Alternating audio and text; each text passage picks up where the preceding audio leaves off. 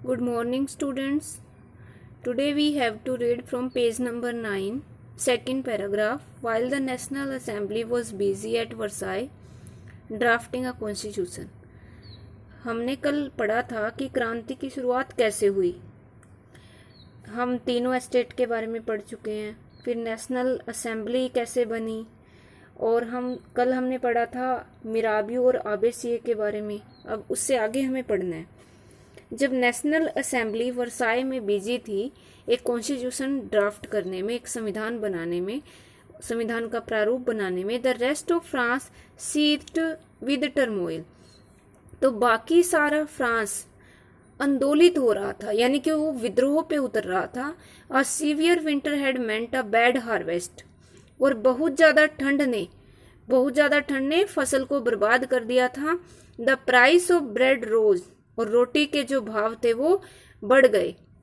After bakers exploited the situation, और often bakers exploited the situation, जो baker थे, जो ब्रेड बेचते थे, उन्होंने इस सिचुएशन का लाभ उठाया। एंड होर्डेड सप्लाईज, और उन्होंने क्या किया, सप्लाई को मतलब इकट्ठा करना शुरू कर दिया। After spending hours in long queues at the bakery की शॉप्स पे लंबी लाइन में घंटों बिताने के बाद, crowds of angry women stormed into the shops, जो औरतें थी, महिलाएं थी, वो गुस्से में, उनकी भीड़ ने दुकान पर हमला कर दिया सीधे ही। At the same time the king order troops to move into Paris, और इसी समय राजा ने अपनी सेनाओं को पेरिस की तरफ चलने के लिए कहा। ऑन 14 जुलाई, और ये 14 जुलाई वही है जो हमने स्टार्टिंग में पढ़ा था जब लेसन शुरू हुआ था। The agitated crowd, it means जो गुस्से से भरी हुई भीड़ थी, स्टॉर्म्ड, उसने हमला कर दिया। एंड डिस्ट्रॉयड द बेस्टिल, और बेस्टिल जेल को एक तरह से नष्ट कर दिया उसने। In the countryside rumours spread from village to village, और ग्रामीण इलाके में एक गांव से दूसरे गांव तक अफवाह फैल गई, रूमर्स फैल गई, that the lords of the manor had hired bands of brigades who were on there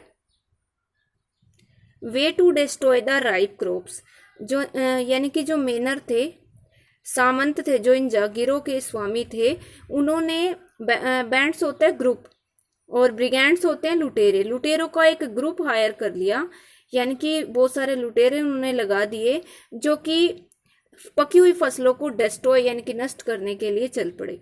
coat in a frenzy of fear, और डर से भयभीत होकर, peasants in several districts seized hoes and pitchforks, बहुत सारे किसानों ने उस जिले में, उस डिस्ट्रिक्ट, अलग अलग डिस्ट्रिक्ट्स में, उन्होंने, होस होता है कुदाला और पिच फोक होता है बेलचा, कुदाले और बेलचों से उन्होंने एक तरह से हमला कर दिया। एंड अटैक्ड चैटोक्स होते हैं, कैसल होते हैं, किले जिसको कहते हैं, जो ग्रामीण इलाके में होते हैं, और उन्होंने ग्रामीण इलाकों में किलों पर अटैक कर दिया।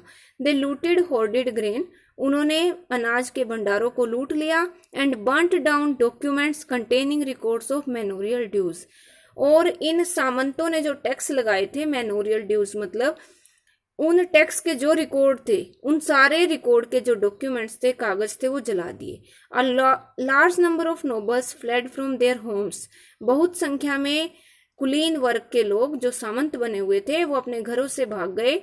Many of them migrating to neighbouring countries, बहुत सारे तो ऐसे थे जो आस पड़ोस के जो दूसरे देश थे, कंट्रीज थे, उनमें उन्होंने माइग्रेट कर लिया, यानी कि वहां चले गए।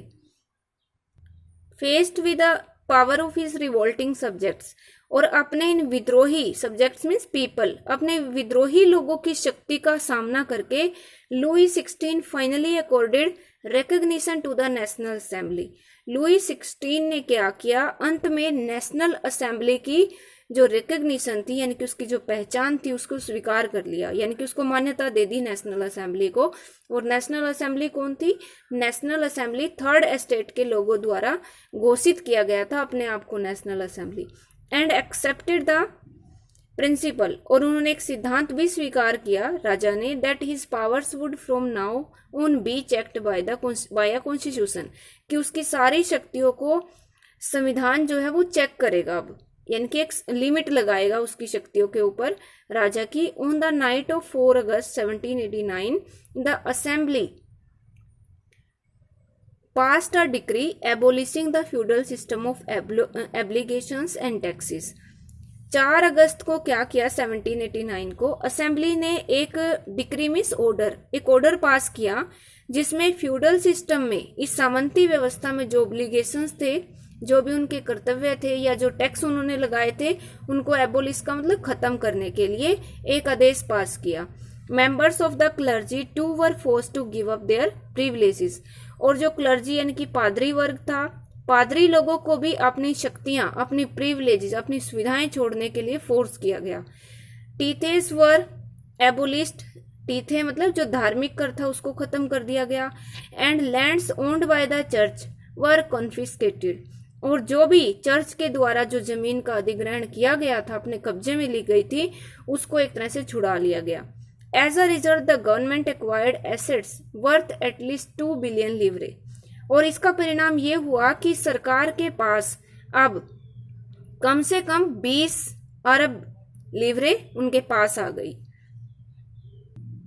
Next point is France becomes a constitutional monarchy. अब फ्रांस में कॉन्स्टिट्यूशन बन गया, मोनार्की का मतलब होता है राजतंत्र, और अब वो एक कॉन्स्टिट्यूशनल मोनार्की बन गया, यानी कि एक ऐसा राजतंत्र जिसमें संविधान का राजा की शक्तियों पर एक तरह से अंकुश लगेगा, यानी कि रोक लगाएगा संविधान उसकी शक्तियों पे। The national assembly completed the draft of the constitution in 1791। 1789 में क्रांति शुरू हुई थी 14 जुलाई को, और 1791 में संविधान का एक ड्राफ्ट यानी कि एक प्रारूप पूरा कर लिया गया नेशनल असेंबली के द्वारा। Its main object was to limit the powers of the monarch, और इसका मुख्य उद्देश्य था सम्राट की पावर्स को, शक्तियों को लिमिट करना, कम करना। These powers instead of being concentrated in the hands of one person were now separated and assigned to different institution, और अब ये शक्तियां एक व्यक्ति के हाथों में कॉन्सेंट्रेट ना होकर, यानी कि एक व्यक्ति के हाथों में केंद्रित ना होकर अब इनको सेपरेट कर दिया गया, और ये डिफरेंट इंस्टीट्यूशन यानी कि अलग अलग संस्थानों में ये बांट दी गई।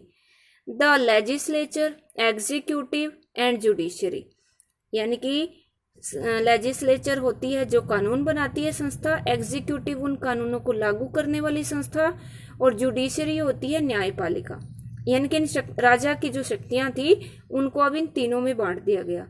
This made France a constitutional monarchy, और इस चीज ने फ्रांस को एक संवैधानिक राजतंत्र बना दिया। Figure 7 explains how the new political system worked. अब यहाँ पे जो फिगर 7 दी हुई है वो ये बताती है कि नए राजनीतिक व्यवस्था ने कैसे काम किया। इस फिगर में हम देख सकते हैं कि यहाँ पे जुडिशरी, एग्जीक्यूटिव और लेजिस्लेचर 3 अलग अलग बॉडीज हैं। अब हम इसको इस तरीके से समझ सकते हैं कि इसमें पहले 2 तरह के सिटीजन्स थे, एक एक्टिव सिटीजन, एक पैसिव। एक्टिव वो थे जो वोट डाल सकते थे, और पैसिव वो थे जिनको वोट डालने का अधिकार नहीं था। तो जो ये एक्टिव सिटीजन्स थे वो लगभग ये 40 लाख थे, 4 मिलियन। तो ये वोट अपनी वोट से ये 50,000 मैन यानी कि 50,000 लोगों को इलेक्ट करते थे, और ये 50,000 मैन नेशनल असेंबली का चुनाव करते थे जिसके मेंबर्स थे 745। और ये जो 745 मेंबर्स थे नेशनल असेंबली के, इसको लेजिस्लेचर कहा जाता था, यानी कि यही कानून बनाते थे। इस नेशनल असेंबली का कंट्रोल होता था मंत्रियों के ऊपर और किंग यानी कि राजा के ऊपर, और राजा और मंत्री जो थे, किंग और मिनिस्टर, ये एग्जीक्यूटिव थे, मीन्स लेजिस्लेचर में जो कानून बनते थे वो इनको लागू करते थे। इसके बाद जुडिशरी को भी एक्टिव सिटीजन वोट डाल के जज चुनते थे ये, और ये न्यायपालिका बिल्कुल इन दोनों से अलग थी। इस प्रकार ये जो एक तरह से ये फिगर है, ये एक तरह से हमें ये दिखाती है कि कैसे इनमें पावर शेयरिंग की गई, मतलब शक्तियों को बांटा गया। इसका रिमेनिंग पार्ट हम कल कंटिन्यू रखेंगे। Thank you.